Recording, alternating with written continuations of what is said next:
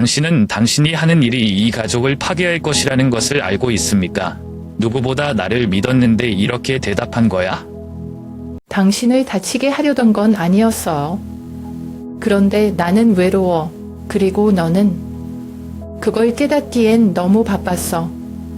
외로움? 그래서 우리를 배신하기로 선택한 거야? 내 일을 핑계로 내 선택을 하지 마. 안녕하세요. 오늘은 제 삶에서 가장 힘들고 충격적인 이야기를 공유하고자 합니다. 믿었던 사람이 내 곁에서 떠날 때, 그리고 그 배신이 드러날 때, 과연 우리는 무엇을 선택해야 할까요? 이 이야기를 끝까지 들어주세요. 당신의 의견이 필요합니다. 나는 김지호라고 합니다. 올해 35살로 인천에 살고 있습니다. 이 도시는 아침마다 바다 내음이 가득한 공기로 나를 반겨주는 곳입니다. 송도의 깨끗하고 현대적인 거리, 반짝이는 고층 빌딩, 그리고 우리 집에서 가까운 센트럴파크는 내 삶의 안정과 활력을 동시에 가져다 줍니다. 나는 물류회사에서 관리자로 일하고 있습니다. 바쁜 스케줄 속에서도 안정적인 위치와 괜찮은 급여 덕분에 만족스러운 삶을 살고 있다고 생각합니다. 하지만 무엇보다도 내가 진정으로 행복을 느낄 때는 집에 돌아와 아내 유미란의 미소를 볼 때입니다.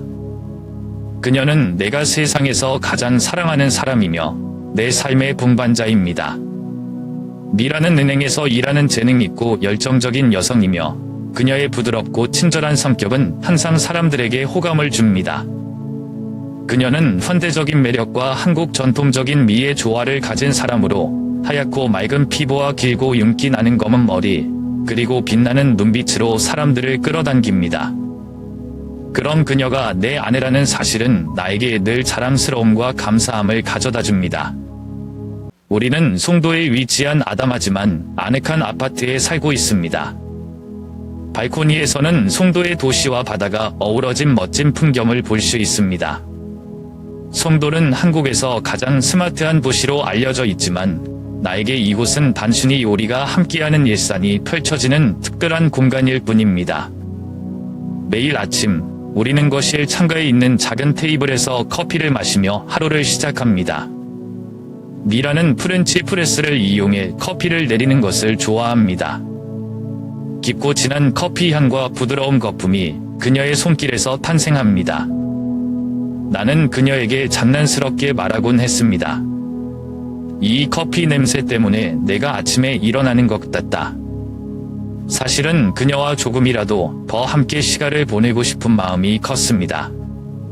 결혼 초기 우리의 삶은 정말 완벽했습니다.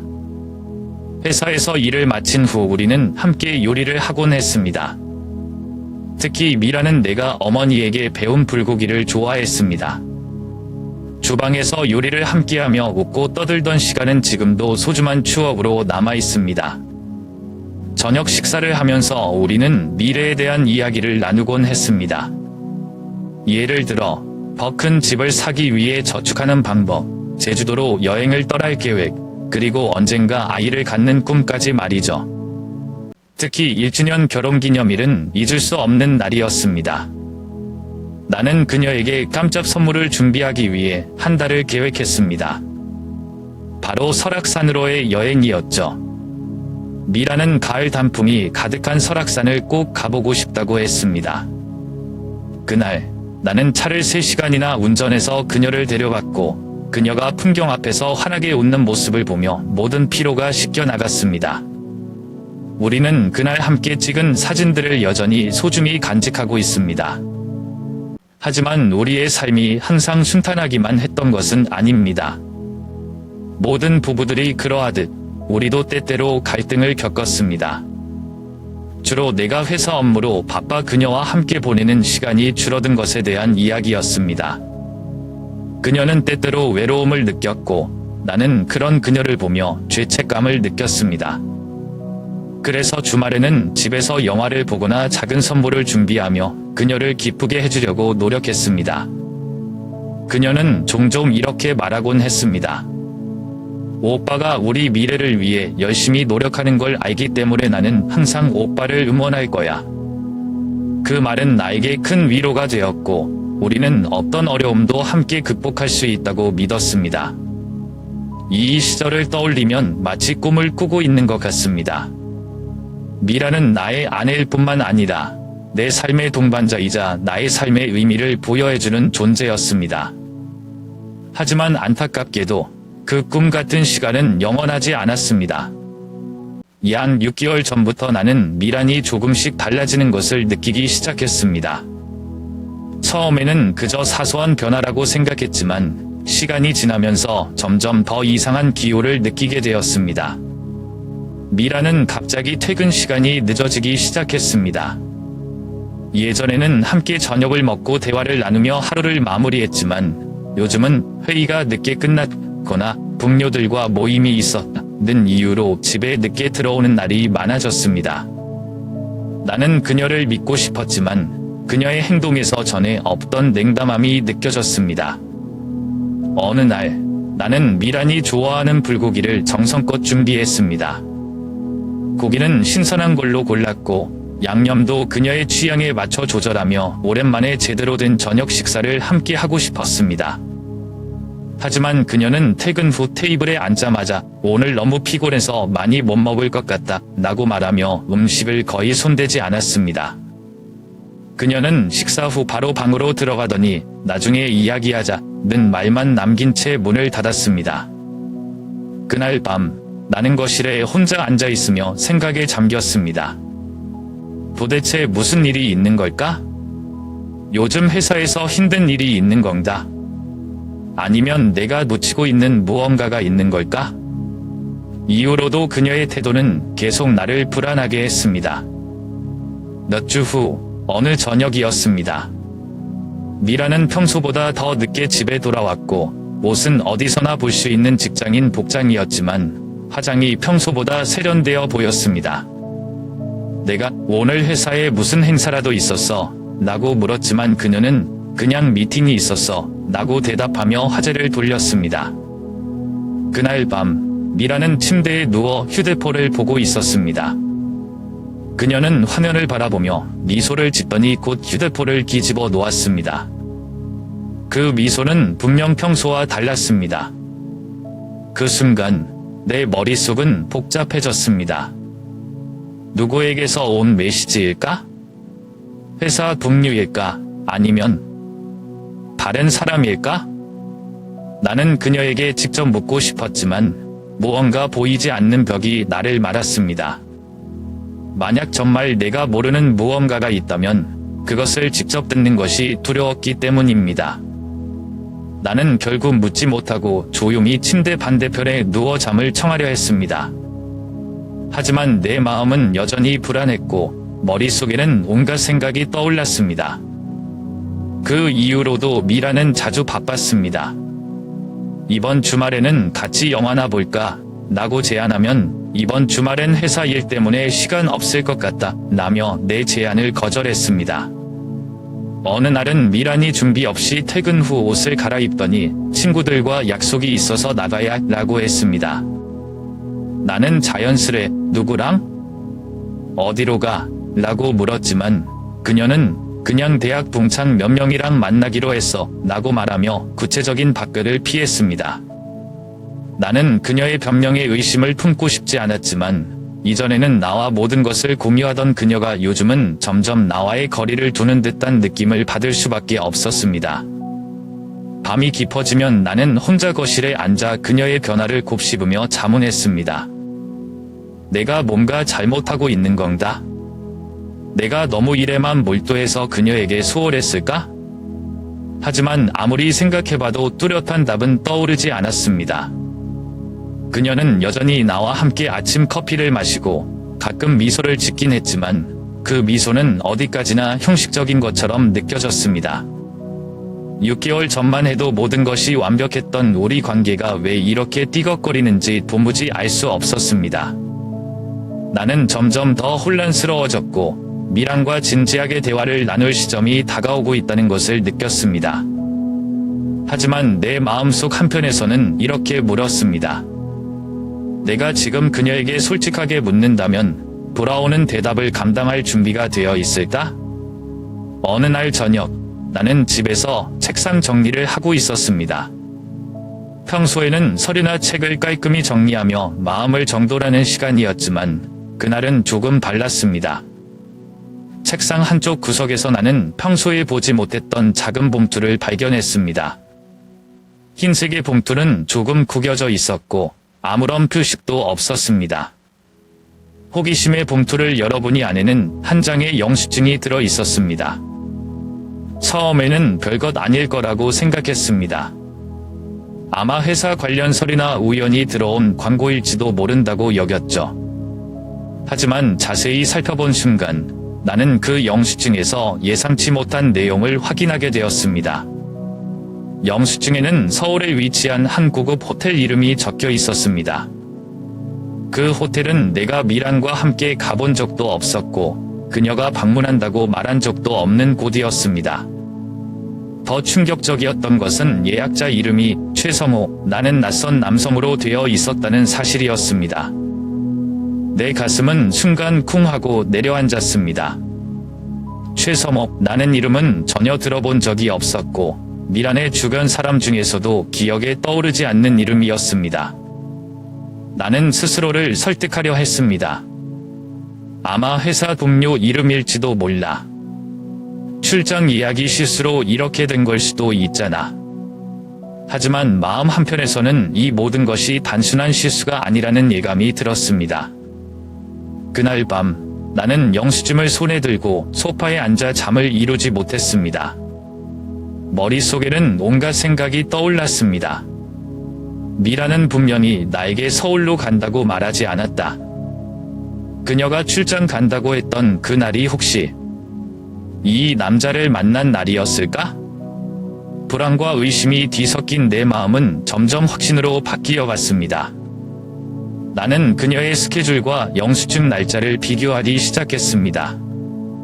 그녀가 회의, 나, 출장이라고 말했던 날과 호텔 영수증 날짜가 일치하는 것을 확인하는 순간 나는 모든 것이 연결되는 것을 느꼈습니다. 나는 결심했습니다. 직접 사실을 확인하지 않고는 더 이상 견딜 수 없었습니다. 며칠 후 나는 미란이 다시 늦게 퇴근한다고 말한 날을 골라 그녀를 몰래 따라가 보기로 했습니다. 평소처럼 그녀는 단정한 옷차림으로 집을 나섰습니다. 나는 미리 준비해둔 차를 타고 멀찍이 그녀를 따라갔습니다. 그녀는 회사 방향으로 가는 듯했지만 보중에 길을 틀어 전혀 예상치 못한 방향으로 향했습니다. 결국 그녀는 서울 강남의 한 카페 앞에 차를 세웠습니다. 나는 조용히 차에서 내려 거리를 유지하며 그녀를 관찰했습니다. 그녀는 카페로 들어갔고 곧 한 남자가 그녀를 반갑게 맞이하며 자리에 앉았습니다. 그 남자는 중열에 세련된 외모를 가진 사람이었고 두 사람은 대화를 나누며 웃음을 주고받았습니다. 그 모습은 단순한 동료 사이로 보기에는 너무 가까워 보였습니다. 내 심장은 쿵쾅거렸고 손은 떨렸습니다. 나는 더 이상 이 상황을 눈으로 보고만 있을 수 없었습니다. 그날 이후 나는 탐정에게 도움을 요청하기로 했습니다. 내 혼자만의 힘으로는 이 상황을 해결할 수 없다고 느꼈기 때문입니다. 며칠 후 탐정이 보내온 사진을 받았을 때 나는 더 이상 미란을 믿을 수 없다는 것을 깨달았습니다. 사진 속에서 미란과 최성호는 손을 잡고 쇼핑을 하거나 서울의 한 레스토랑에서 다정하게 식사를 하고 있었습니다. 이 모든 것이 내가 알고 있던 그녀의 모습과 너무나 달랐습니다. 나는 이제 행동을 취해야 한다는 것을 깨달았습니다. 그날 저녁, 나는 결심했습니다. 더 이상 미루지 않고 미란과 이 문제를 직접적으로 이야기해야 한다고 생각했습니다. 마음은 무겁고 머릿속은 복잡했습니다.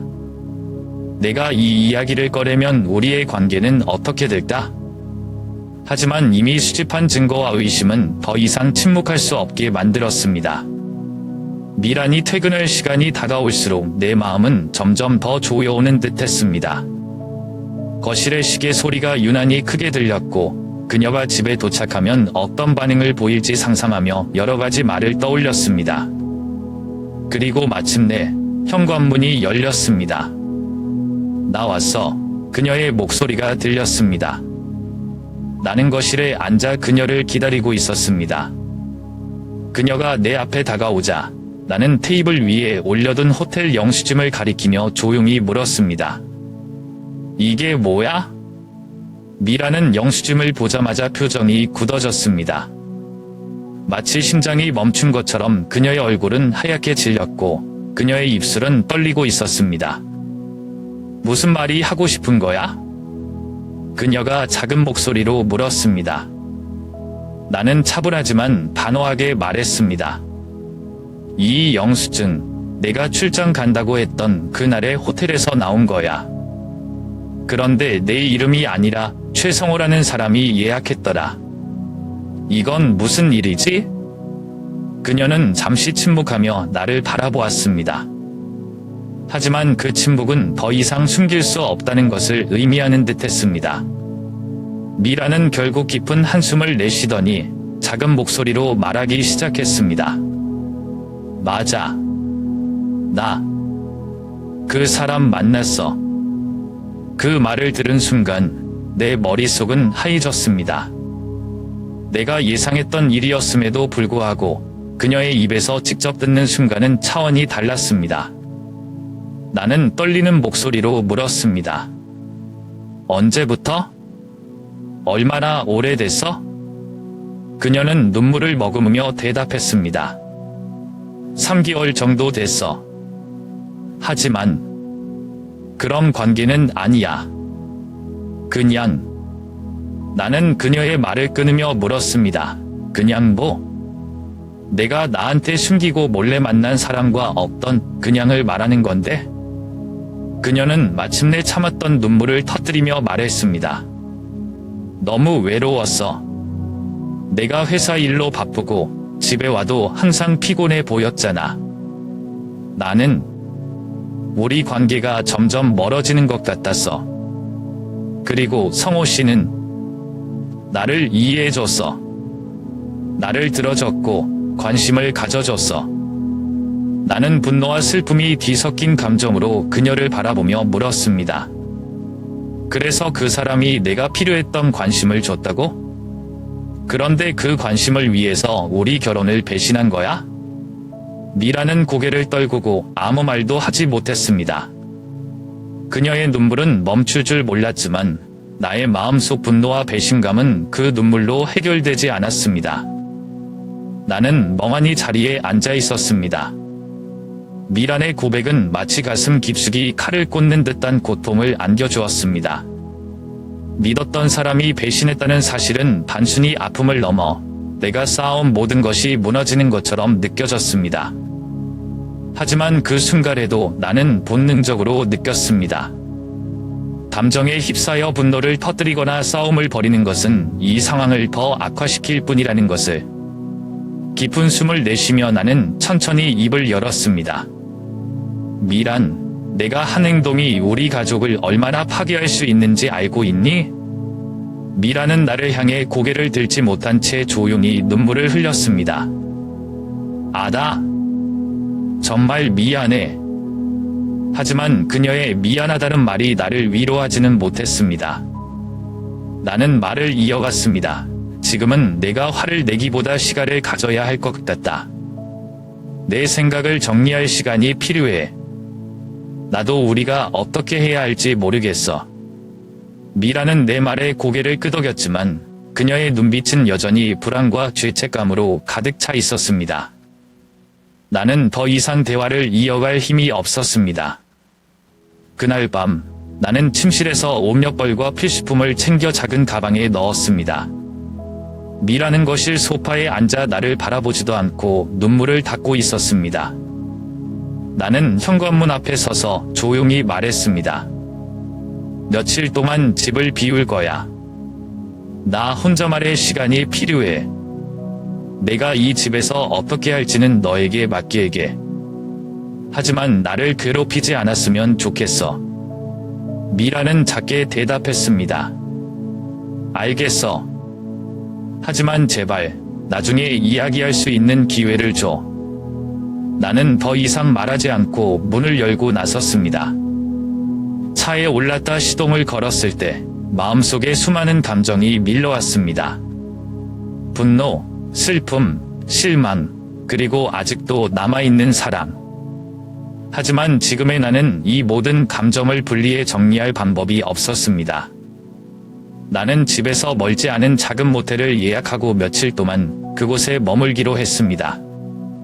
모텔방은 간단하고 차가운 분위기를 풍겼지만 나에게는 그저 생각을 정리할 수 있는 공간이 필요했을 뿐이었습니다. 첫날 밤, 나는 침대에 누워 그녀와 함께했던 지난 시간을 떠올렸습니다. 처음 만났던 날, 결혼을 약속하며 서로의 손을 잡았던 순간, 그리고 함께 꿈꾸던 미래들. 그러나 모든 기억은 이제 배신이라는 그림자로 덮여 있었습니다. 다음 날 아침, 나는 늦게까지 잠들지 못한 탓에 머리가 무겁고 지쳐 있었습니다. 그래도 이를 빌미로 하루를 보내기 위해 회사에 나갔습니다. 하지만 회사에서도 내 마음은 한 곳에 머물러 있지 못했고 마치 자동으로 움직이는 로봇처럼 하루를 보냈습니다. 퇴근 후 모텔 밤으로 돌아온 나는 더 이상 도망치고 싶지 않다는 생각이 들었습니다. 나는 이 상황을 해결하기 위해 다음 단계를 생각하기 시작했습니다. 그녀의 배신을 용서할 수 있을까? 우리는 다시 시작할 수 있을까? 아니면 더 이상 이 관계를 이어갈 의미가 없는 걸까? 나는 탐정이 보내준 사진을 다시 꺼내 들여다보았습니다. 사진 속 그녀의 웃음은 내가 알던 그녀와 너무 달라 보였습니다. 내 옆에서 웃던 그녀는 사라졌고 사진 속 그녀는 이미 나와 다른 세계에 있는 사람처럼 느껴졌습니다. 결국 나는 결심했습니다. 그녀와 다시 만나 진지하게 이야기할 시간은 곧 올 것입니다.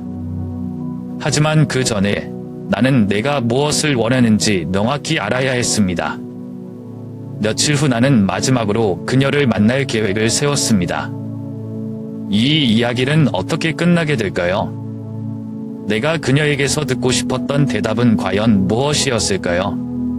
미랑과의 대화를 뒤로하고 모텔에서 홀로 지내던 며칠 동안 나는 마음속에서 끓어오르는 불신과 분노를 억누르기 힘들었습니다. 그녀의 변명과 눈물에도 불구하고 나는 그녀가 말하지 않은 진실이 더 있을 거라는 의심을 떨칠 수 없었습니다. 그래서 결국 나는 탐정을 고용하기로 결심했습니다. 그녀와 최성호의 관계를 명확히 파악하지 않고는 더 이상 앞으로 나아갈 수 없었기 때문입니다. 탐정과의 첫 상담에서 나는 그녀의 사진, 스케줄, 그리고 내가 알고 있는 모든 정보를 전달했습니다. 탐정은 전문적인 태도로 곧 구체적인 증거를 제공하겠다고 말했고 나는 그 말을 믿기로 했습니다. 며칠 후 탐정은 나에게 첫 번째 보고서를 보냈습니다. 거기에는 강남의 한 카페에서 손을 잡고 웃고 있는 미랑과 최성호의 사진이 포함되어 있었습니다. 사진 속 두 사람은 마치 연인처럼 다정하게 대화를 나누고 있었고 이 모습은 내 머릿속을 하얗게 만들었습니다. 나는 사진을 손에 들고 한참 동안 아무 말도 할 수 없었습니다. 머릿속에서는 그들이 어떤 대화를 나누고 있었을지, 어떤 감정을 공유하고 있었을지에 대한 생각이 떠오르며 가슴속에서 분노가 점점 더 커져갔습니다. 탐정이 보내준 또 다른 사진에서는 그들이 한 쇼핑몰에서 함께 쇼핑을 하고 있었습니다.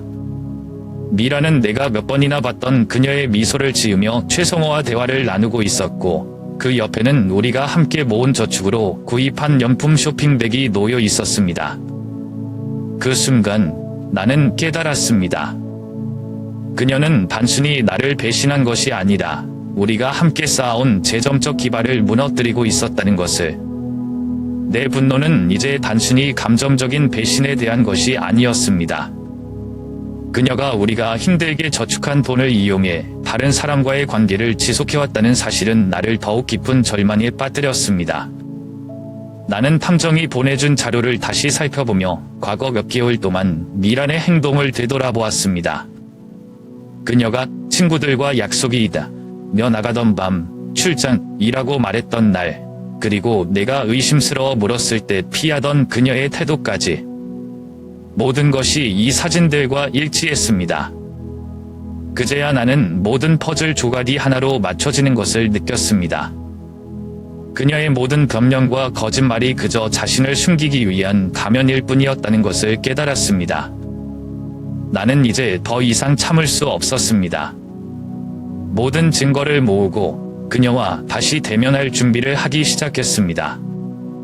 하지만 이번에는 단순히 대화를 넘어섰습니다. 나는 우리의 관계와 미래를 결정짓기 위한 결정을 내려야 할 순간이 다가왔다는 것을 느꼈습니다. 미란이 집에 돌아오는 날, 나는 그녀를 기다리며 머릿속으로 수백 번 시뮬레이션을 돌렸습니다. 내가 증거를 보여주면 그녀는 뭐라고 말할까? 다시 변명하려 할까? 아니면 이번에는 정직하게 모든 것을 말할까? 하지만 무엇보다 중요한 질문은 이것이었습니다. 나는 그녀를 용서할 수 있을까? 아니면 이 관계를 끝내야 할까? 그날 밤에 되면은 내가 이 모든 상황에서 내린 결정을 현실로 만들 순간이었습니다. 미란의 배신과 탐정이 찾아낸 증거를 통해 나는 더 이상 이 관계를 지속할 이유가 없다는 결론에 도달했습니다.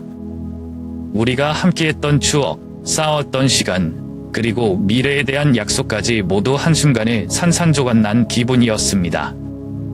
이 모든 상황을 혼자서 해결할 수는 없었기에 나는 변호사를 찾기로 결심했습니다. 미란에게 물어볼 것은 이미 물었고 그녀에게 더 이상 기대할 것도 없었기에 내게 남은 선택지는 단호한 결단뿐이었습니다. 변호사와의 첫 상담은 내 감정을 다시금 흔들어 놓았습니다. 증거 자료는 충분합니다. 법적으로 유리한 위치에 있으니 걱정하지 마세요. 변호사는 침착하게 설명했지만 나는 그 말을 들으며 가슴이 복잡했습니다. 이혼이라는 단어는 너무 무겁게 다가왔습니다. 결혼을 준비하던 설렘과 희망, 그리고 우리가 함께했던 행복했던 순간들이 머릿속에 떠올랐습니다. 하지만 동시에 배신의 상처와 깨진 신뢰는 내가 돌아갈 수 없는 지점에 서 있다는 것을 상기시켰습니다. 변호사와의 상담이 끝난 후 나는 서류를 작성하며 모든 것을 정리하기 시작했습니다. 그녀의 행동에 대한 증거들, 탐정이 제공한 사진과 보고서, 그리고 그녀의 거짓말을 기록한 날짜들까지 모든 것이 차곡차곡 정리되어 가는 동안 나의 마음도 점점 결정을 받아들이기 시작했습니다. 모든 준비를 마친 후 나는 그녀에게 남길 마지막 메시지를 고민했습니다. 우리는 언젠가 사랑했던 사람들이었고 함께 미래를 약속했던 사이였습니다. 하지만 이제는 더 이상 함께할 수 없는 관계로 끝나버렸습니다. 나는 짧고 단호한 문장을 썼습니다. 미란, 너는 우리가 함께 쌓아온 모든 것을 파괴했어. 내 선택에 행복하기를 바란다. 그 문장을 적는 동안 내 손은 떨렸습니다. 사랑했던 그녀에게 이렇게 마지막 말을 남긴다는 것이 믿기지 않았지만 동시에 나는 더 이상 이 관계를 붙잡고 있을 수 없다는 것을 깨달았습니다. 그날 밤 나는 그녀가 집에 없을 때 모든 짐을 정리했습니다. 필요한 것들만 챙기고 나머지는 그대로 두었습니다. 그 집은 더 이상 나의 집이 아니었고 나의 마음은 이미 그곳을 떠났기 때문입니다.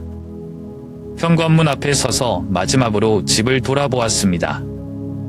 거실에 놓여있는 소파, 부엌에서 함께 요리하던 기억, 침실에서 나눈 대화들. 모든 것이 익숙했지만 동시에 낯설게 느껴졌습니다. 나는 편지를 테이블 위에 올려두고 조용히 문을 닫았습니다. 집을 떠나 차에 올라탄 나는 한참 동안 도로를 달렸습니다. 도로 위에 불빛들이 지나가는 동안 내 마음도 차츰 차분해졌습니다. 이제 나는 어디로 가야 할까? 나는 스스로에게 물으며 앞으로의 삶에 대한 계획을 세우기 시작했습니다. 물론 쉽지 않은 길이겠지만 나는 다시 일어나 새로운 삶을 시작할 준비를 하고 있었습니다. 더 이상 그녀와의 과거에 얽매이지 않고 나를 위한 길을 걸어갈 것입니다. 이혼 서류를 제출한 뒤 나는 집을 떠나 회사 근처의 작은 아파트로 이사했습니다. 송도의 고급스러운 아파트와는 달리 새로 이사한 곳은 단순하고 소박한 공간이었습니다. 하지만 그것이 오히려 나에게는 더 적합하다고 느껴졌습니다. 복잡했던 결혼 생활의 흔적에서 벗어나고 단순한 삶에서 다시 시작할 수 있는 기회로 여겨졌기 때문입니다. 새 아파트는 작지만 조용했습니다.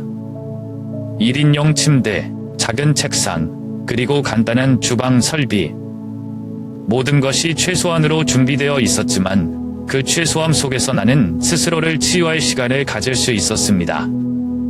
아침에는 회사로 걸어가며 생각을 정리했고 저녁에는 창문 옆 작은 의자에 앉아 지나가는 사람들을 보며 하루를 마무리했습니다. 그러나 그 평온한 시간 속에서도 종종 미란과의 추억이 떠올랐습니다. 우리가 함께했던 송도의 아파트에서의 예산들, 주말 아침에 커피를 마시며 나눈 대화, 함께 만들던 저녁 식사, 그리고 센트럴파크를 산책하던 시간들. 이 모든 기억이 아프게 다가왔지만 나는 이를 억지로 밀어내기보다는 차분히 받아들이기로 했습니다. 미라는 나에게 끊임없이 연락을 시도했습니다. 전화와 문자, 심지어는 이메일까지. 지호야, 한 번만 만나서 이야기하자. 부탁이야. 내가 잘못했어. 제발 용서해줘. 우리가 함께했던 시간들을 생각해줘. 다시 시작할 수 있어.